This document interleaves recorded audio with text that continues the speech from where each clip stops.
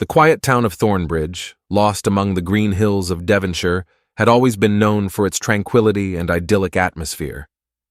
The narrow cobblestone streets and the neat houses with their well-tended gardens made it seem as if time had stood still. But in the early hours of September 15, 2023, this serenity was shattered by the shocking news that Zara Ellington, the 38-year-old owner of a local art gallery, had been found dead in her home on Wisteria Lane. Devon and Cornwall police, unaccustomed to such high-profile crimes in this rural area, found themselves in the spotlight, not only with local residents, but also in the national media. Detective Inspector Rupert Blackwood, a 22-year veteran, had been appointed chief investigator on the case. Tall, with shrewd gray eyes and barely visible gray on his temples, Blackwood was renowned for his methodical and intuitive nature. He realized that this investigation could be the most challenging of his career. The first information about the tragedy arrived at the local police department around 5:30 in the morning. The call came from Finn Ellington, the husband of the deceased. Duty Constable Olivia Mallow noted the unnatural calmness in Finn's voice, which immediately alerted the experienced officer. Finn reported the discovery of his wife's body in their conservatory. Arriving on the scene, Detective Blackwood was confronted with a disturbing scene. The Ellingtons' house, a 2-story red brick cottage, stood surrounded by a small but well-kept garden. The morning mist billowing between the trees gave the scene an ominous tinge. Police tape already fenced off the area, and forensic officers in white suits were methodically collecting evidence. Walking through the cozy living room, Blackwood noted several paintings on the walls, works by local artists who had exhibited at Zara's gallery. The winter garden was at the back of the house, attached to the main building and filled with light even on this gloomy morning. Here, among the indoor plants and wicker furniture, lay the body of Zara Ellington. At first glance, there were no visible signs of violence. Zara, dressed in a simple but elegant dress, seemed to have simply laid down to rest on the wicker sofa.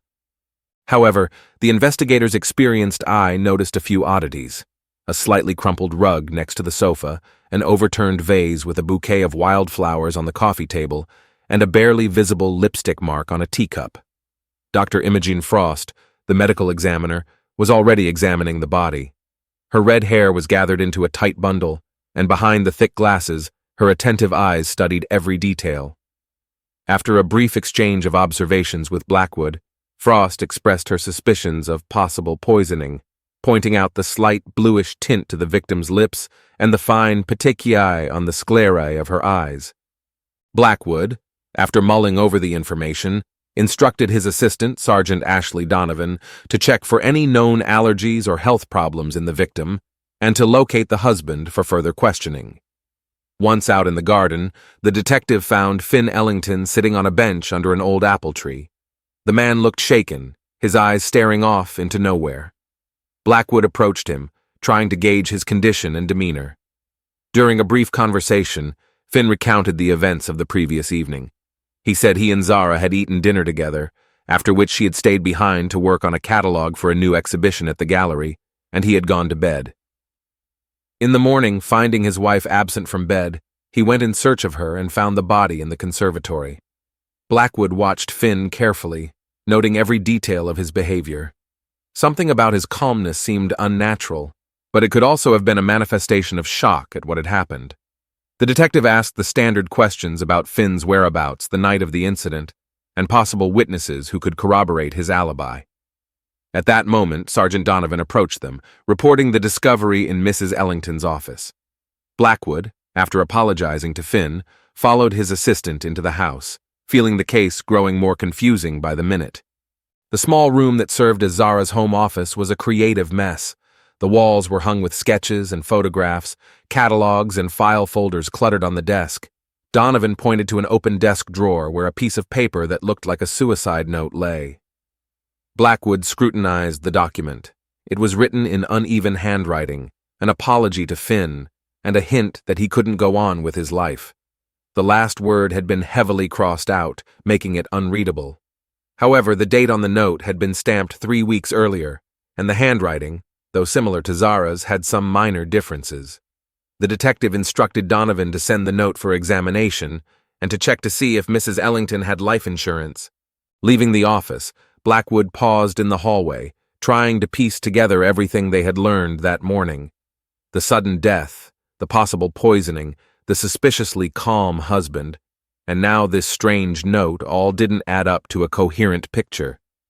As they descended the stairs, Blackwood heard a noise at the front door. A woman's voice insisted on letting her inside, claiming to be Zara's sister.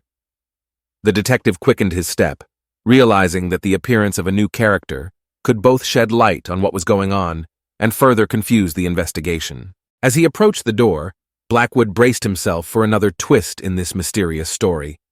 He realized that each new witness could bring them closer to a clue or further complicate the investigation. But one thing was certain: Zara Ellington's death was not as simple as it seemed at first glance. The detective took a deep breath as he prepared to face the dead woman's sister. He knew that every word, every gesture, and every reaction could be the key to solving this mystery. With the appearance of Zara's sister, the investigation was entering a new, even more confusing phase, and Blackwood was determined to get to the truth, no matter how shocking it might be. The appearance of Iris Hart, Zara Ellington's younger sister, brought a new round of tension into the already electrified atmosphere of the Wisteria Lane house. Detective Blackwood, opening the door, was confronted by a woman whose resemblance to the deceased was striking. Same brown hair, same green eyes, but Iris's facial features were sharper and her gaze harder. With a discreet introduction, Blackwood led Iris into the living room, where Finn was already there. The tension between them was almost palpable. Iris seemed barely restrained from lashing out at her son-in-law with accusations, while Finn, pale and gaunt, tried not to meet her gaze. Blackwood began the questioning, trying to reconstruct a picture of Zara Ellington's life. The story that began to emerge was far from a small-town idyll. Zara and Finn had met 10 years ago at an art show in London. She was an aspiring curator full of ambition and ideas. He was a successful financial analyst tired of the hustle and bustle of the city. Their romance developed rapidly, and within 6 months they were married, determined to start a new life in Thornbridge. The first years of their marriage, according to Iris, were filled with happiness and creativity. Zara opened her gallery, which quickly became the cultural center not only of Thornbridge, but of the entire county. Finn supported his wife in all her endeavors, even leaving his job in London and starting to consult clients remotely. Over the past 2 years, however, a rift had developed in their relationship. Iris, not hiding her dislike for Finn, told of the growing tension between the spouses. Zara was spending more and more time in the gallery, immersed in her work. Finn, on the other hand, seemed to have lost interest in their life together, going to London more and more often on business. Blackwood watched Finn's reaction to Iris's words carefully. He sat with his head down and only occasionally tried to object, but his feeble attempts to defend himself only emphasized the truth of what his sister-in-law had said. The detective paid special attention to the story of the recent exhibition at Zara's gallery, which was the subject of disagreement between the couple. The exhibition, devoted to contemporary art, caused a storm of emotions in conservative Thornbridge. Some works were labeled obscene and offensive by locals. Finn, according to Iris, insisted on closing the exhibition, fearing for his reputation, while Zara defended freedom of creative expression. This conflict appeared to have led to a major argument between the couple a week before the tragic event. Iris said that Zara called her late at night, in tears, complaining about her husband's lack of understanding and his threats to close the gallery. Finn shook his head as he listened, muttering something about exaggeration and misunderstanding. His reaction, however, only served to heighten Blackwood's suspicions. Inquiries about the Ellington family's financial situation revealed another layer of problems. Despite seeming prosperity, the gallery had recently been struggling. Zara had invested heavily in promoting young artists, but this had not yielded the expected returns. Finn, according to Iris, was increasingly dissatisfied with his wife's thoughtless spending. Detective Blackwood, analyzing the information he received, began to form a clearer picture of the events leading up to Zara's death. The marriage, which began as a love story, gradually turned into a battlefield between two strong personalities with different views on life and art. Of particular interest to the investigator was Iris's account of Zara's recent visit to London. About a month before her death, Zara spent a few days in the capital, ostensibly searching for new talent for her gallery. Upon her return, however, she seemed agitated and upset.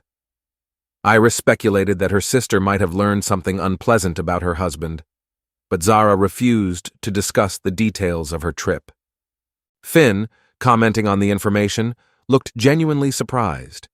He claimed that he knew nothing about any of his wife's discoveries and that their relationship had not changed since her return from London.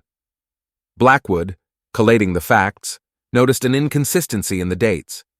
The supposed suicide note found in Zara's study was dated just after the period of her London trip. This could have been a clue or another confounding factor in the trail. As the conversation continued, the atmosphere in the room grew more and more tense.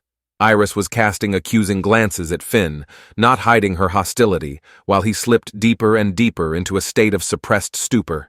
Detective Blackwood, trying to remain neutral, asked increasingly detailed questions about Zara's daily routine, her habits, and recent changes in behavior. It turned out that over the past week, Zara had canceled appointments with gallery clients several times, which was unlike her. She had also started locking herself in her home office more often, working late into the night. Finn, trying to explain these changes, talked about the stress of preparing for a new exhibition. Iris insisted, however, that her sister had never before let work problems affect her life so much.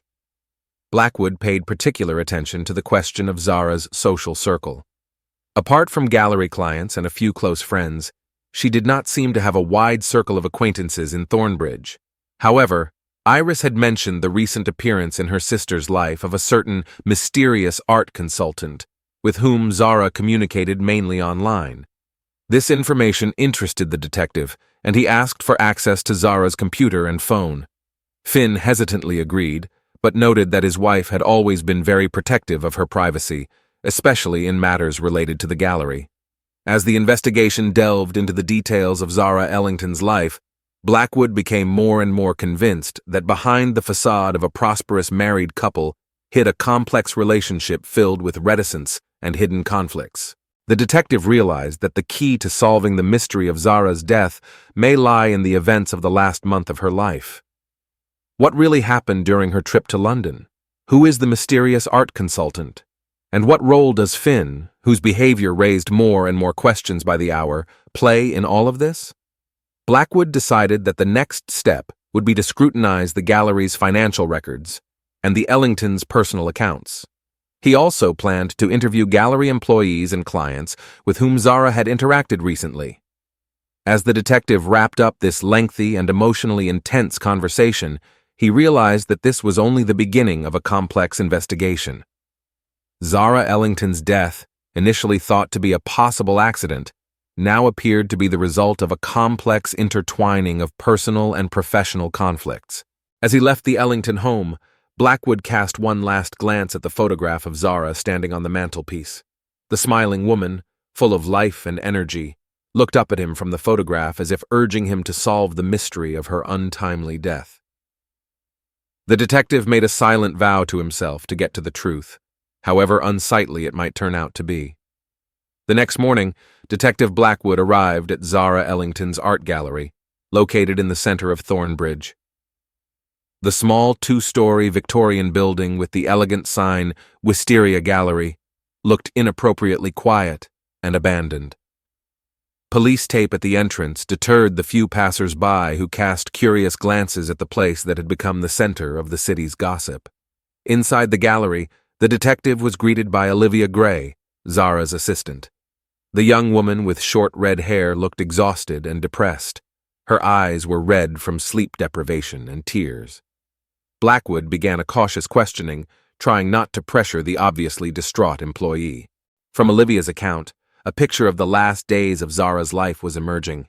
The gallery owner was indeed behaving unusually, canceling meetings, locking herself in her office for long periods of time, having mysterious phone conversations in whispers. Olivia also confirmed the information about the financial difficulties of the gallery. The last exhibition, on which Zara had pinned high hopes, did not bring the expected income. Blackwood paid particular attention to Olivia's mention of a strange visitor who had appeared at the gallery the week before Zara's death. A tall man in a dark coat and a hat that hid his face had spent more than an hour with Zara behind the closed doors of her office. After this meeting, Zara seemed agitated and distracted. The detective carefully inspected Zara's office, noting the clutter on her desk uncharacteristic of the pedantic gallery owner, according to Olivia. Among the papers were drafts of letters and sketches of financial statements that showed Zara's attempts to find new investors for her business. Of particular interest was a small notebook hidden in the bottom drawer of the desk. In it, Blackwood discovered a series of cryptic notes and numbers whose meaning was unclear. The detective decided that the cryptographers in the department had some serious work to do in deciphering these notes. Leaving the gallery, Blackwood headed for the local bank branch where Zara Ellington kept her business accounts. The bank manager, an older man named Gerald Hawkins, reluctantly but at length explained the financial situation of the gallery. It turned out that Zara had withdrawn substantial amounts of cash from the accounts in recent months, which was unusual for her normal business practices. This information led the detective to wonder about possible blackmail or other hidden problems Zara might be facing. Blackwood instructed his team to scrutinize all of the Ellingtons' financial transactions over the past year. The next point in the investigation was a visit to Dr. Imogen Frost for autopsy results. The pathologist confirmed the initial suspicions. Zara Ellington had been poisoned. Her body was found to contain traces of a rare plant poison that acted slowly, causing symptoms similar to heart failure. That explained the lack of obvious signs of violent death. Blackwood realized the suspect pool was narrowing. The use of such a specific poison indicated a premeditated murder, not an accident or suicide. The detective began compiling a list of people who had access to such substances and a motive for Zara's murder. Back at the police station, Blackwood found that the forensic results of the suicide note were ready. The graphologist confirmed his suspicions. The note was a masterful forgery. The handwriting mimicked Zara's, but small details indicated that someone else had written it. This discovery further convinced the detective that Zara's death had been a carefully planned crime. Blackwood decided to have another conversation with Finn Ellington. This time the conversation took place in the formal setting of the police station.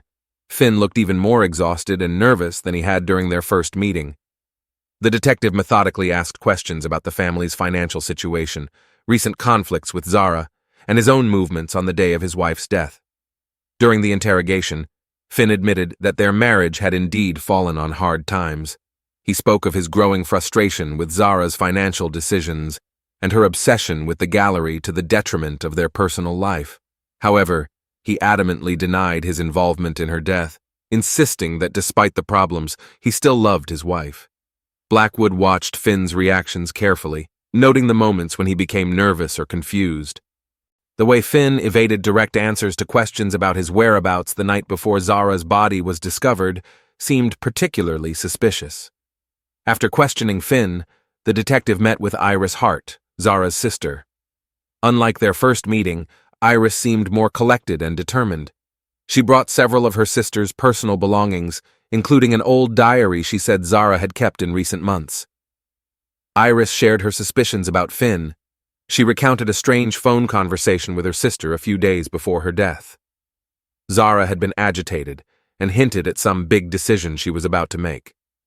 Iris speculated that it might have been about a divorce, but Zara didn't have time to share the details. Blackwood, analyzing the information he had received, began to form a clearer picture of the events leading up to Zara's death. He realized that each new fact could be a clue or another confusing element in the trail. The detective assigned his team several important tasks: to scrutinize Zara's diary, to check Finn's alibi for the evening before his wife's death, to identify the mysterious visitor to the gallery, and to decipher the cryptic entries in Zara's notebook. Blackwood himself decided to focus on exploring Zara's social circle in the art world. He planned to meet with several artists whose works were exhibited in the gallery, as well as with Zara's competitors in the art business.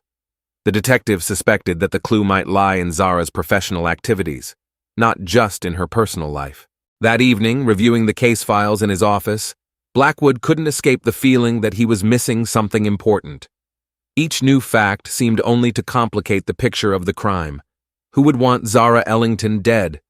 A husband, tired of his wife's financial problems and emotional estrangement? A business rival, jealous of her success? Or someone from her past that no one knew about? The detective realized he had a long night ahead of him, filled with analyzing evidence and building theories. He was determined to solve this crime, no matter what it took. Zara Ellington's death had shaken up the quiet life of Thornbridge, and now it was Blackwood's job to bring justice and peace back to the small town. The morning of the fourth day of the investigation began for Detective Blackwood with an unexpected summons to the Chief of Police's office. As he climbed the stairs, Blackwood could feel the tension building. His intuition told him that this conversation could be a turning point in the investigation, and not for the better. Upon entering the office, the detective immediately noticed the unusual atmosphere. The Chief of Police, usually affable and open to discussion, looked tense and avoided direct gaze. On the desk in front of him lay an impressive stack of papers, which he was nervously going through with his fingers. The conversation began with the usual formalities, but quickly turned to the point. The chief informed Blackwood that senior management was extremely concerned about the protracted investigation into the death of Zara Ellington. He mentioned the growing pressure from the local authorities and the influential citizens of Thornbridge who were pressing for a speedy conclusion to the case. Blackwood listened intently, noting every detail in the chief's demeanor. It was obvious that the man was under great pressure and was not himself happy about what he was being forced to convey. The essence of the order from above was clear. The case must be closed as soon as possible. The official version of accident or suicide had to satisfy the public and the press. The chief, clearly feeling uncomfortable, hinted to Blackwood that further digging could negatively affect his career. The detective tried to object, pointing out the inconsistencies in the case and the need for further investigation. However, his arguments were met only with a heavy sigh and a shake of the head. The chief made it clear that the decision had already been made at a higher level, and there was little room for maneuver. Blackwood could feel the protest growing inside. Years of service and dedication to his profession fought against the need to obey an order he felt was wrong. He realized the forces behind it were behind it, willing to go to great lengths to cover up the truth about Zara Ellington's death. As he left the chief's office, the detective felt a weight on his shoulders. The corridors of the police station, previously so familiar and comfortable, now seemed alien and hostile. Blackwood realized that he faced a serious choice: obey the order and close the case, or continue the investigation, risking his career and possibly more. Back in his office, Blackwood plunged into deep thought. He went over in his mind all the evidence, witness testimony, inconsistencies in the case. An inner voice told him that behind Zara's death lay something much more serious than a simple accident or suicide. The detective realized that now every step he took had to be extremely careful and calibrated. He could not simply ignore the orders of his superiors, but it was beyond him to turn a blind eye to the obvious inconsistencies in the case. Blackwood decided that he would continue the investigation unofficially, while preparing reports that would satisfy his superiors.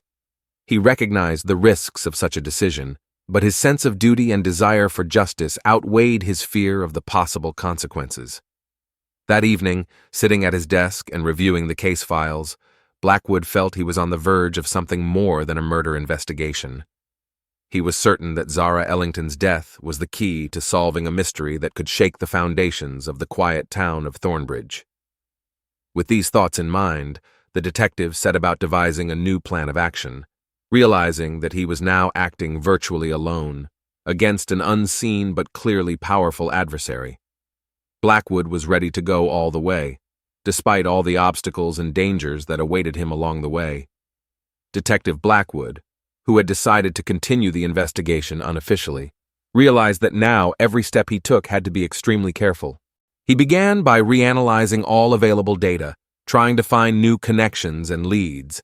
Blackwood's first focus was on the financial records of Zara's gallery. A close examination of the bank statements and ledgers revealed a number of strange transactions that had previously escaped his attention. Several large sums had been transferred to an offshore bank account shortly before Zara's death. The recipient was a company with an obscure name, which on closer inspection turned out to be a sham.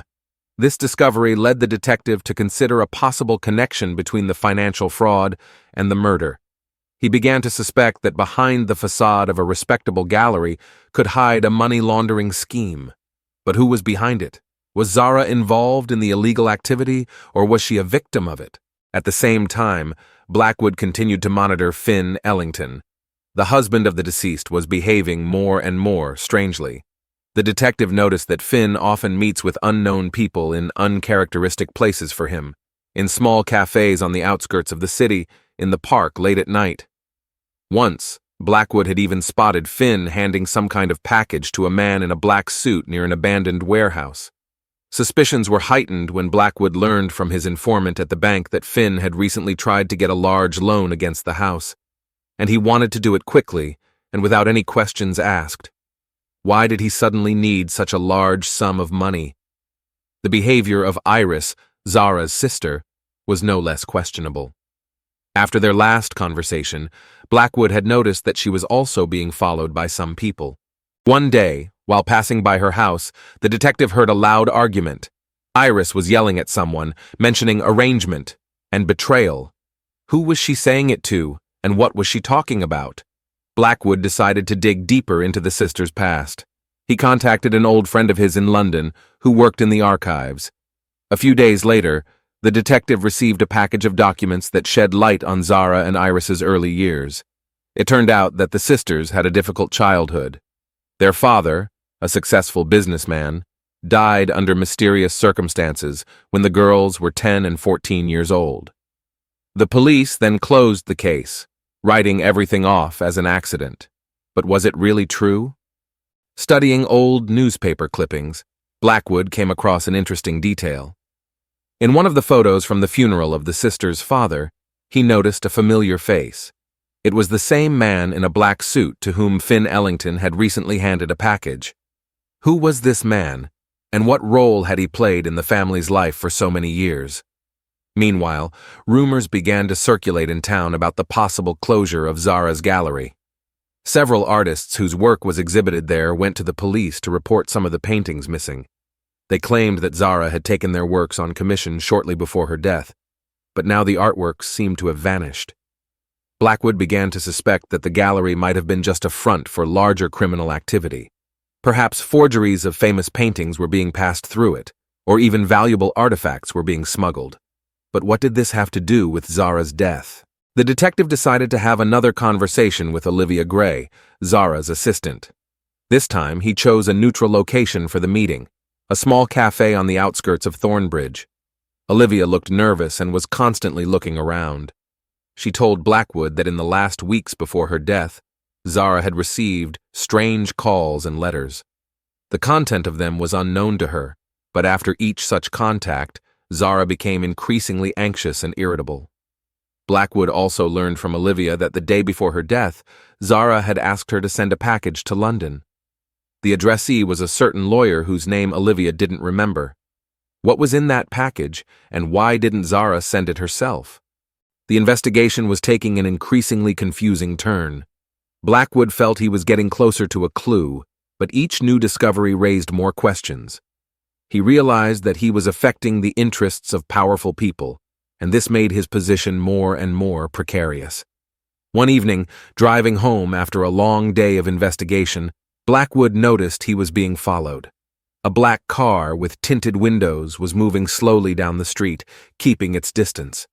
The detective decided to test his suspicions and took a sharp turn into a narrow alley. The car followed him, but at the exit of the alley, Blackwood managed to notice the license plate number.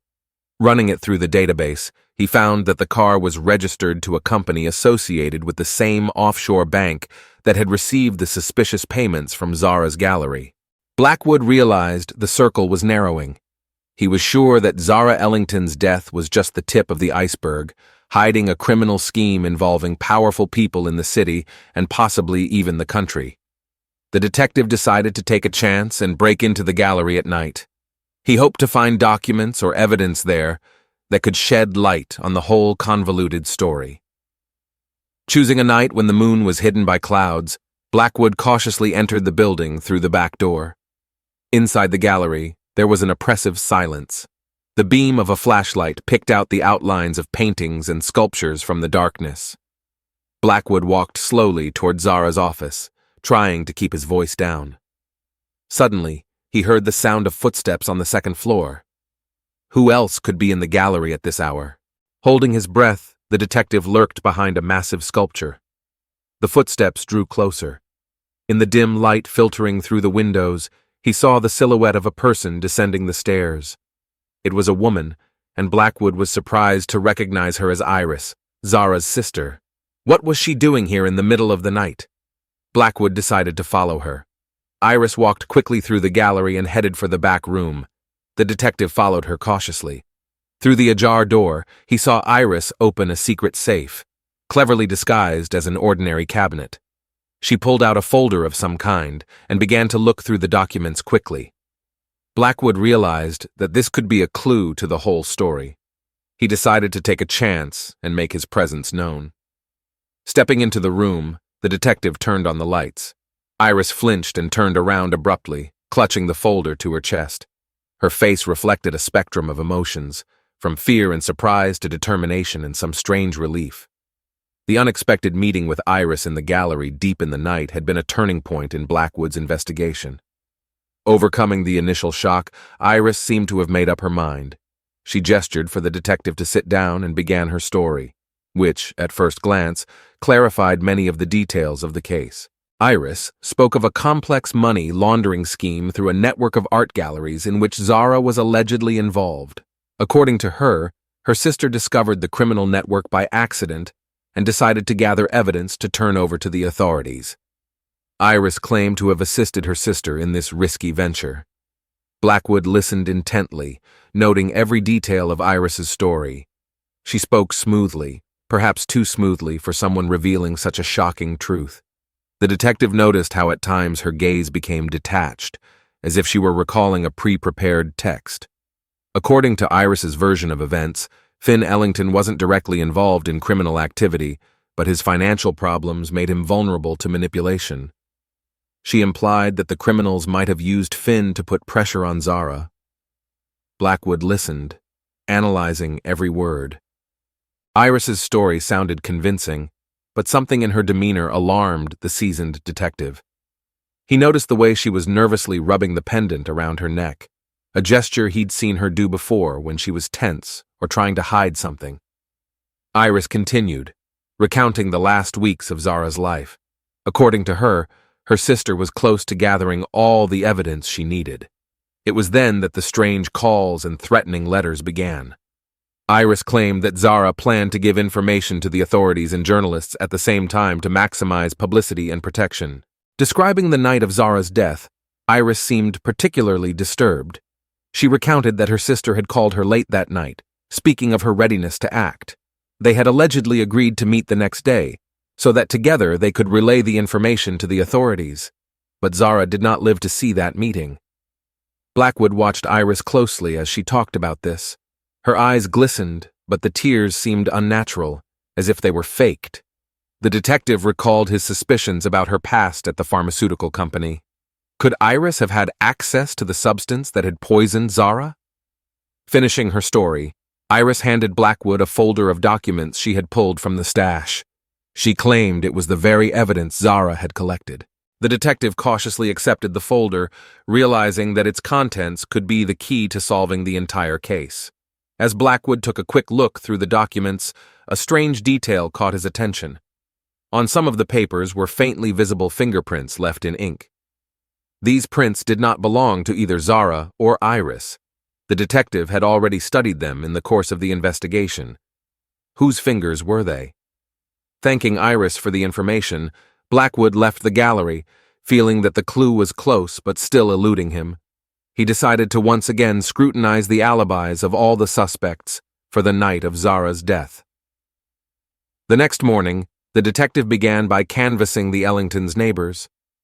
An elderly woman who lived across the street recalled an interesting detail.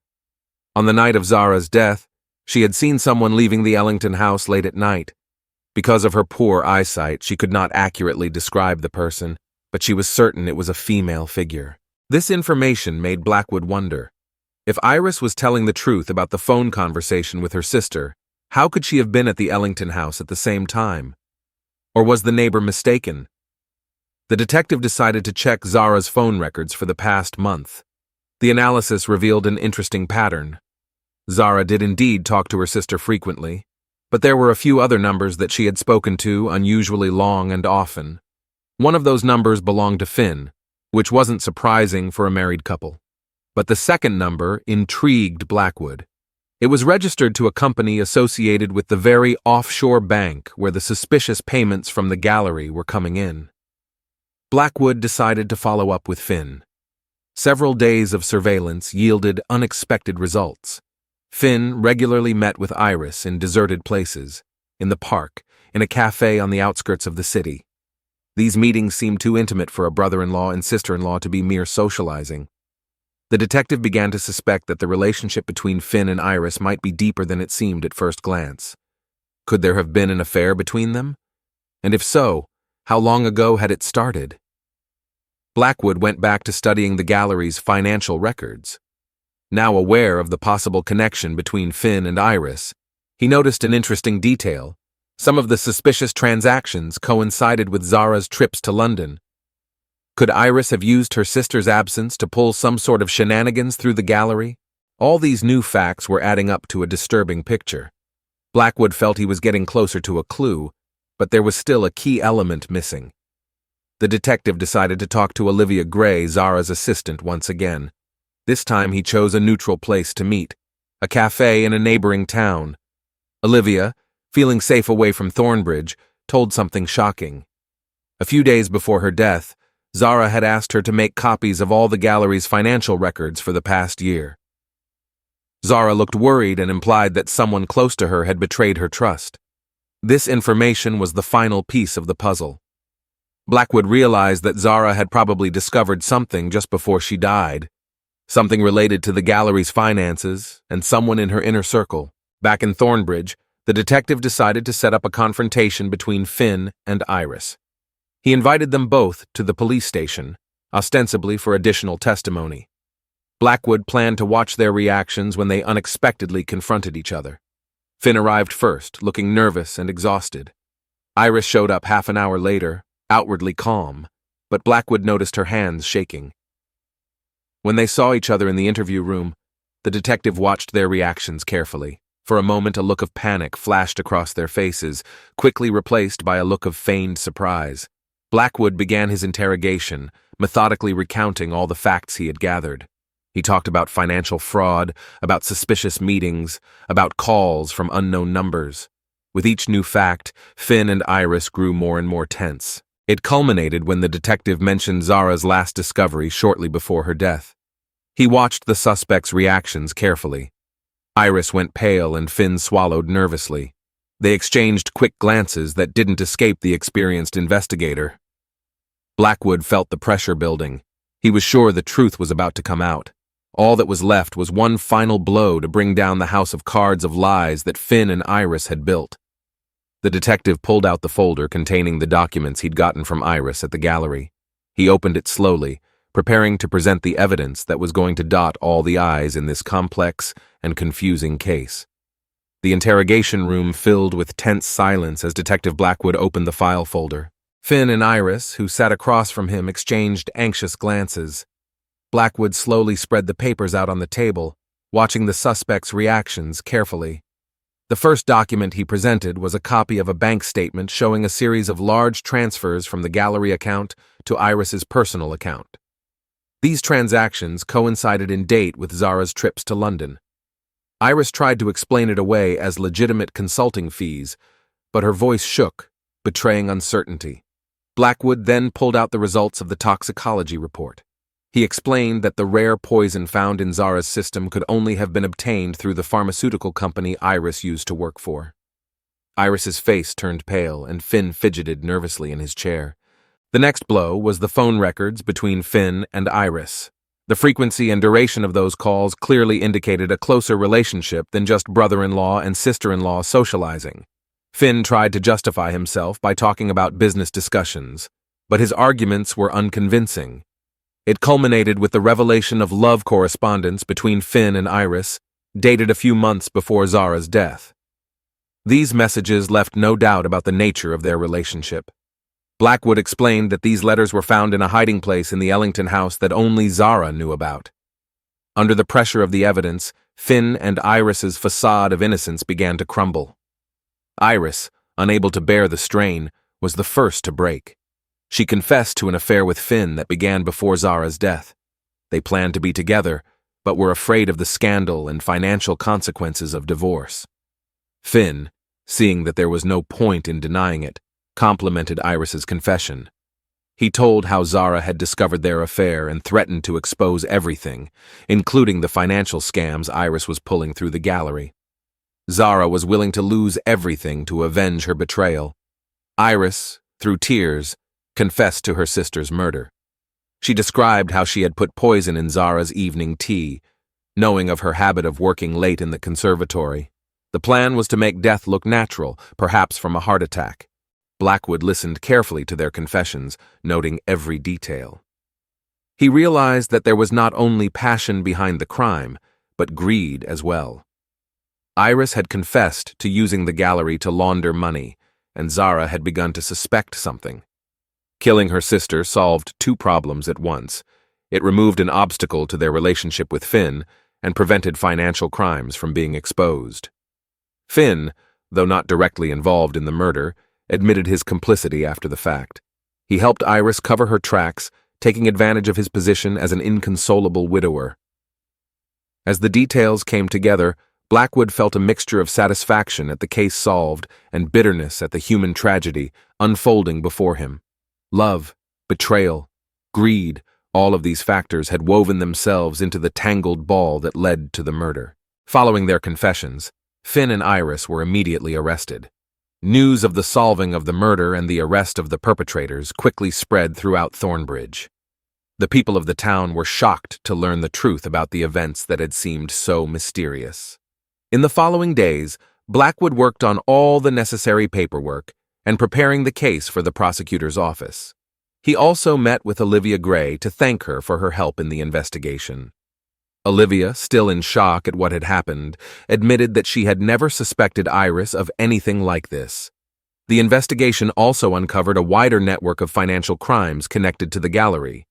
Blackwood passed this information on to the relevant authorities for further investigation. The epilogue of this story unfolded over the course of several months. The trial of Finn and Iris attracted considerable public attention. Both were found guilty, Iris of murder and financial crimes, Finn of accessory after the fact, and also of financial fraud. Zara's gallery was closed, and her collection was donated to a local museum. Many Thornbridge residents went there to pay their respects to the memory of Zara Ellington, whose life was so tragically cut short. For Detective Blackwood, the case was one of the most challenging and emotionally difficult of his career. It reminded him of the dark depths of human nature, how passion and greed can push people to terrible acts. Thornbridge gradually returned to its normal, quiet life, but the events that had happened left an indelible mark on the souls of its inhabitants. This story was a warning of how easily the quiet idyll of a small town can be shattered by secrets and lies. It is a reminder that even the most idyllic places can harbor dark secrets, and that the truth, no matter how painful, will always find a way out.